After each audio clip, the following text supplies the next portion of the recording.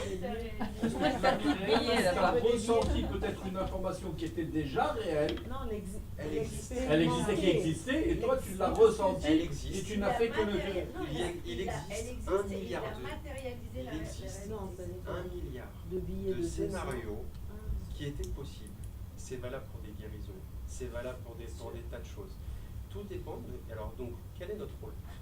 En tant que thérapeute, alors il y a une partie qu'on a vue à qui je m'adresse, la personne qui est en face de moi, elle s'exprime. Qui s'exprime? Le blocage. On voit bien que si on a le blocage de quelqu'un de 15 ans ou quelqu'un de 40 ans, on voit la différence.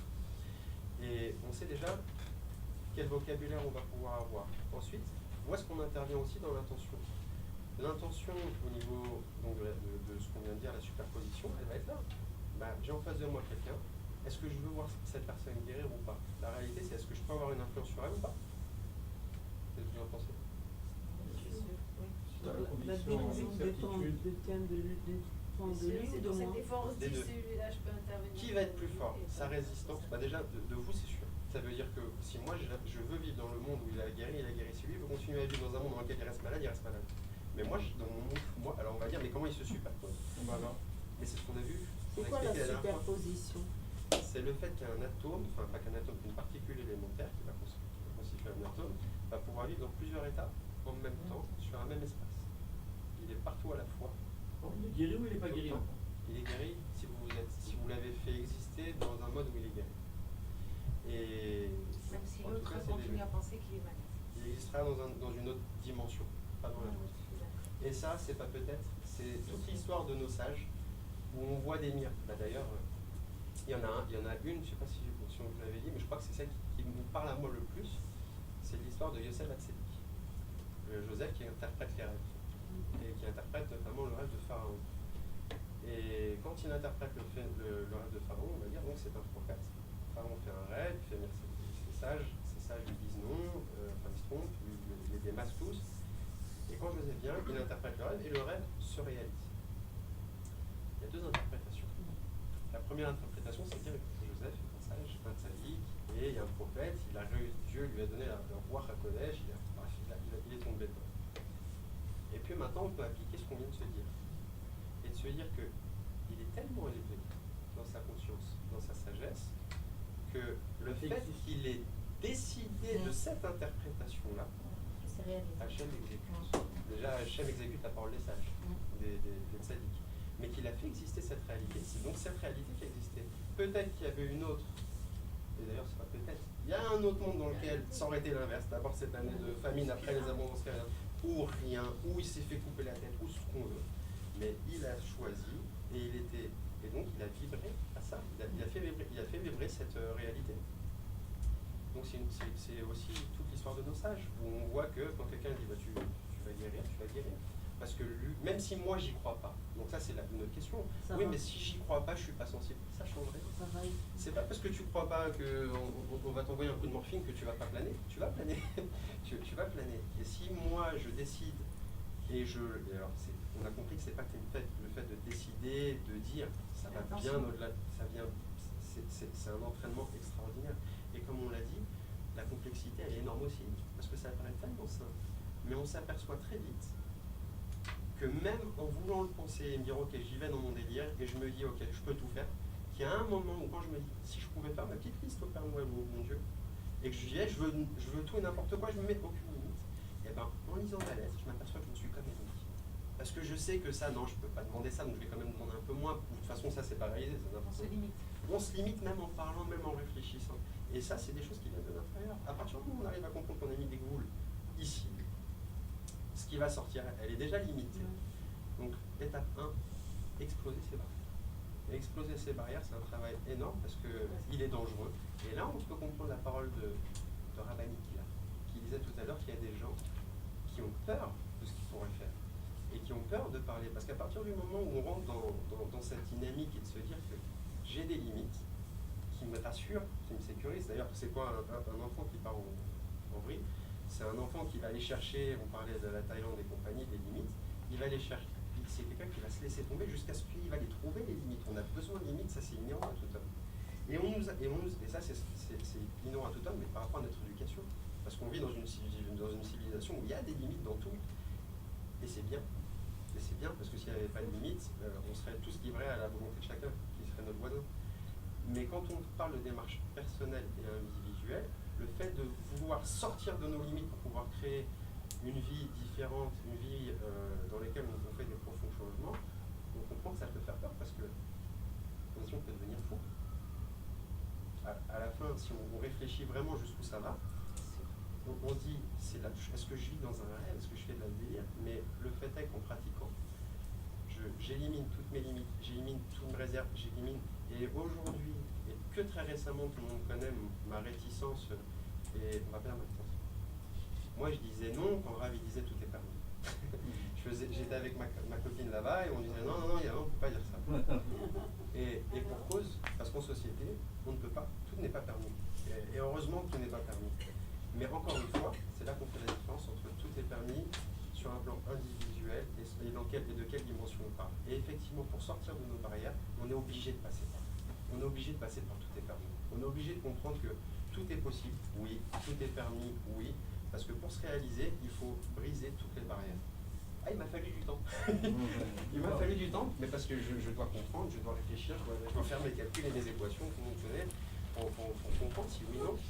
Et là, oui, effectivement. Et bon, voilà, il est tard. J'espère que vous n'êtes pas trop embêtés. Non, Est-ce que vous avez des questions? Voilà, Capote, une question. Oui. Est-ce que ces barrières, on va être dit que tout est permis, ça peut être par rapport à soi-même ou par rapport à la personne qu'on a en face de soi? Ça ne peut être toujours que par rapport à vous. Parce que c'est vous ne décidez qu'une chose, c'est le film dans lequel vous vivez. Ok. Et vous décidez. Alors, si après vous commencez à rentrer, et ça fait partie d'une des limites de ce qu'on est en train d'expliquer, j'ai ma volonté, mon patient à la sienne, moi je veux qu'il guérisse et lui il veut que mourir. Même s'il ne le dit pas inconsciemment, il est dans une démarche de. Et ça se voit, on l'a tous eu. Je ne peux pas avoir une influence sur la réalité dans laquelle lui il va vivre. Je peux décider moi de la réalité dans laquelle je vais le faire exister. Et on a quand même deux dimensions qui vont se superposer. D'ailleurs, si je commence à regarder un homme célibataire, on va se donner cet exemple-là, il est parlant. Pour une femme célibataire, un homme célibataire. Un homme, ça, c'est plus simple. Et qui va commencer à imaginer sa compagne. Plus il va l'imaginer de façon précise, plus il va au final limiter l'arrivée de la personne qui va rentrer. Alors qu'on vient dire qu'on brise les barrières, je veux que cette actrice soit à Hollywood. Pourquoi on... Ah oui, parce que tu la limites. Tu limites l'arrivée d'une personne. Maintenant, le fait est, et je vous le confirme, oui, ça peut quand même arriver, l'actrice d'Hollywood, elle peut arriver. L'actrice d'Hollywood, elle peut lui arriver s'il fait comme il faut, tout comme il faut. Alors comment? Je pense que rien n'est impossible à Kadosh Baruch Hu. C'est lui qui trouvera le moyen, comme faire entrer les gens dans la boutique, comme les 5 enfants, comme les 15 gosses, comme tout ce qu'on veut. Rien n'est impossible au ciel. Donc, nous, on peut juste demander et se mettre dans cette réalité. Après, le chemin qu'il va décider de nous faire prendre, ça dépend que lui. Reconnaître les signes que c'est en train d'arriver, ça peut être un encouragement pour persévérer dans la voie. Mais effectivement, penser qu'on veut quelque chose pour combler un besoin, c'est pas forcément penser à ce qu'on veut sans savoir pourquoi on le veut. Je veux de l'argent, ça veut rien dire. Par contre, je veux de l'argent pour payer ma maison, pour payer mon crédit, pour machin, ça veut dire quelque chose. Donc au final, dire j'ai pas d'argent, c'est juste avouer qu'à ce moment-là, tout de suite, on fait créer la réalité dans laquelle on n'a pas d'argent. Et dire je veux payer mon crédit, c'est pas j'ai payé mon crédit. Il faut sortir du je veux et dire dans quelle réalité. C'est fou, moi, parce que ça me rend dingue. Mais voilà, c'est des lieux de débat. Donc il faut dire, quand je veux de l'argent, Tu dis pourquoi tu veux, et dis-toi que tu l'as déjà. Oublie l'argent c'est qu'un intermédiaire. Supprime tous les intermédiaires, tu veux parler au bon Dieu la. Mais si je veux briser justement mes limites et je veux faire une projection de ce que je voudrais que ça arrive et pour que ça existe. Mais quelquefois, ma projection de ce que j'ai envie n'est pas compatible et n'est pas bénéfique pour moi. Ça n'a aucun rapport avec l'autre. Alors toi, tu l'as en train de le dire. Tu comprends? Alors, quelquefois, c'est vrai, tu peux le faire, mais c'est pas bon pour toi. Ça peut te détruire. Je te recevoir en séance. Hein? Ouais. Ça peut te détruire. Alors, on en revient à la même chose. Est-ce que la question c'est est-ce que ce que je veux est bon pour moi? Voilà. Ou est-ce que ce que je veux est possible? tu me Non, poses possible, non, possible, tu m'as expliqué que c'est possible. Ouais. Mais le problème, c'est que si tout est possible, donc j'ai une arme à double tranchant. Guillaume t'a expliqué tout à l'heure que si c'est un désir interne de ton âme, tu dois passer par là. Et même si c'est pas bon pour toi maintenant, sur ton chemin, ça le sera. Et le Rav a expliqué la dernière fois, pour ceux qui étaient là, il n'y a vraiment pas de caméra. Bon. Quand on expliquait le parcours de certaines personnes, qui n'étaient pas les plus communes, et qu'on disait oui, mais il a répondu cette phrase à quelqu'un dans l'assemblée, mais toi là-bas, si tu n'étais pas passé par tout ce chemin, tu ne serais pas ici maintenant à discuter. Donc, même des choses qui peuvent paraître à contre-courant sur le moment, on n'a pas lu la fin de l'histoire. Sauf que Sauf que, il y a plusieurs il y a le choses état. possibles et que Ouais. rien n'est gratuit. Que rien n'est. alors je vais te dire quelque chose, rien n'est gratuit, évidemment, Tout se fait. mais contrairement à ce qu'on peut penser, il y a un prix, ça dépend le prix. Non, c'est payé. c'est pas qu'il y a un prix, il y a un prix, C'est le prix à mais il y a de l'argent pour tout le monde. Ouais. Ça, je suis d'accord qu'il y a de l'argent. C'est pas forcément Il y a du l'argent, gâteau. le prix. Hein. Donc, Le prix, on c'est pas payer des forcément blessures de l'argent. on comprend ce qu'on veut dire. Quand il y a de l'argent pour tout le monde, ça veut dire qu'il n'y a pas une dose de bonheur qui est limitée, et si j'ai pris ce bonheur, ça veut dire que je dois payer derrière. Donc ça, c'est notre éducation judéo-chrétienne qui nous fait culpabiliser. Et ça, c'est une des limites. Regardez, l'éducation, elle commence là aussi. Il m'arrive beaucoup de bien, quelque part je culpabilise. Et même si j'ai du mal, et alors, un, je culpabilise, et deux, j'ai peur que ça s'arrête, et je me dis là, je suis en train de kiffer, mais à un moment, ça va s'arrêter, je vais me prendre du sacrifice. Wow, faut que je me tempère. Tout le monde a vécu ça. Que là, ça s'arrête. Tout le monde, oui, mais tout le monde a vécu ça. Pas forcément. Moi non. Mais si, Pas tu encore. sais, le Pas encore. Je me souhaite. Le Rav Je me souhaite que ça. le Rav dit, quand il y a le pendant un bien, an, t'as du bien et après tu descends pour tu en remonter fasses pas le mal. Mais c'est obligatoire. Et le dit dans c'est tout un ce qui est schéma. Le le Rav dit, le explique. C'est trop bête de Le Rav penser qu'il peut explique. t'arriver que du bien, c'est pas possible. Il peut t'arriver que du bien. Il peut t'arriver que du bien. Comment tu te positionnes Et non, exactement. c'est même pas c'est même pas ça. C'est même pas ça.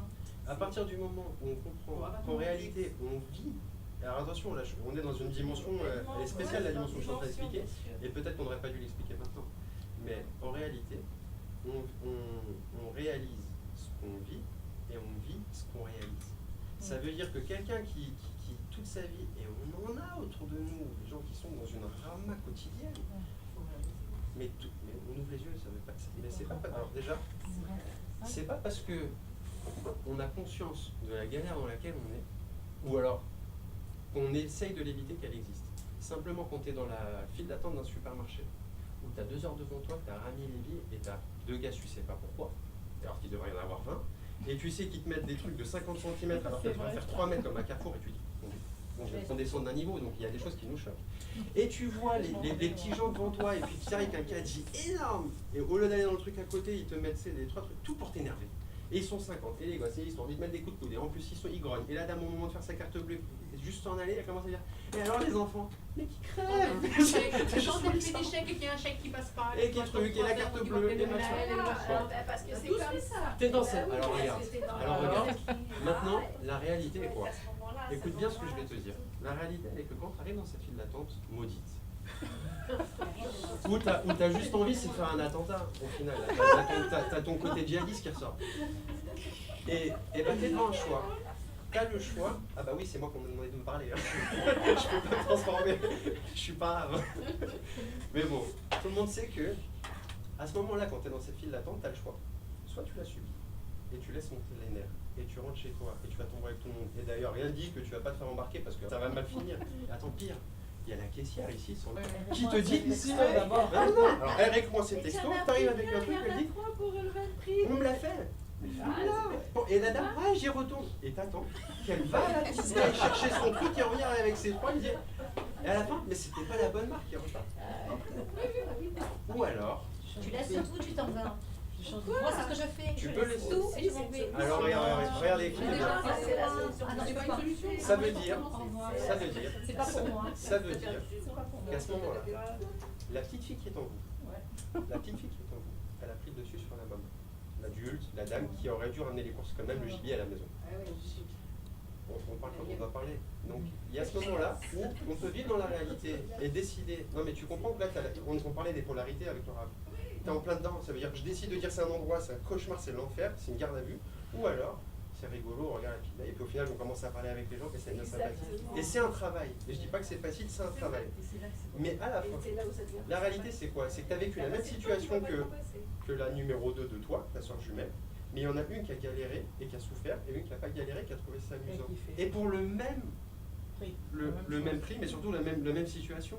Donc quand tu dis oui, mais on ne peut pas nier la réalité, alors ça c'est toi qui as décidé de ce qu'elle était la réalité.